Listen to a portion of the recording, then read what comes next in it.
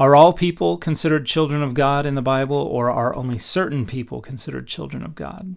Hey everybody, I'm Dan McClellan. I'm a scholar of the Bible and religion.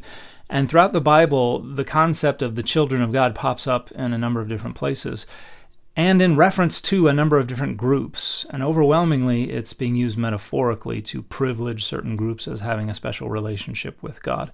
But the earliest usage was also the most literal. The Hebrew phrase B'nai Elohim in the earliest literary layers of the Hebrew Bible would have been a reference to the literal offspring of the high deity and their consort or partner, who in the Israelite pantheon would have been Asherah. And those offspring would have comprised the second tier of the Israelite pantheon. And we see them referenced in Genesis 6, verses 2 through 4, in Job 1:6 and 2:1, in Deuteronomy 32:8, in Psalms 29:1, in Psalms 82:6, and in a handful of other places. Now, centuries later, when the Hebrew Bible is translated into ancient Greek to produce the Septuagint between the 3rd and 1st centuries BCE, those second-tier deities are demoted down to servile angelic status. And so the Hebrew B'nai Elohim is frequently translated into the Septuagint to mean angels of God. So the angels are also represented as the children of God. Elsewhere, Israel is represented as the son of God, as a metaphor for the nation of Israel as God's son, similar to the metaphor of the nation of Israel as God's unfaithful wife. And we see this in the Exodus tradition. We see it reflected in Deuteronomy 32:6, where God says, "Is this how you repay your father who begot you?" Now, when we get to the New Testament, there is some democratization going on as a result of more and more exegesis of these references to the children of God. So Genesis 6, verses 2 through 4 in Greco-Roman period Judaism are disobedient angels who come down. These are the children of God.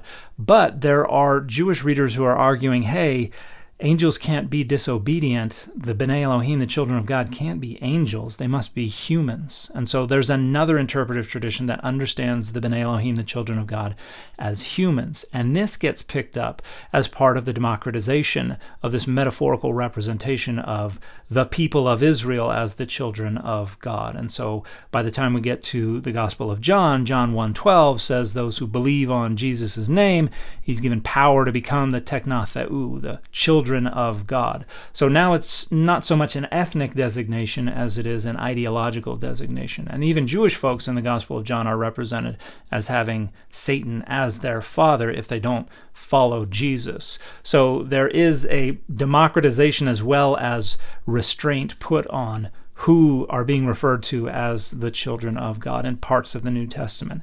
And in other parts, it is more expansive. For instance, in Acts 17:28 and 29, Paul endorses Aratus' statement from his poem Phenomena that we too are offspring of God. And Paul says, so because we're all offspring of God, these are the implications. And so Paul also represents all humans as being offspring of God. And we also have in the book of Hebrews, I think it's chapter 10, a reference to God as the father of spirits. And this is to distinguish fleshly parents from the father of all of the spirits of all flesh, somewhat related to what's going on in Numbers 16 and 27. So in short, children of God can refer to second-tier deities, can refer to angels, can refer to certain people groups, can be an ethnic designation, can be an ideological designation, can refer to all people.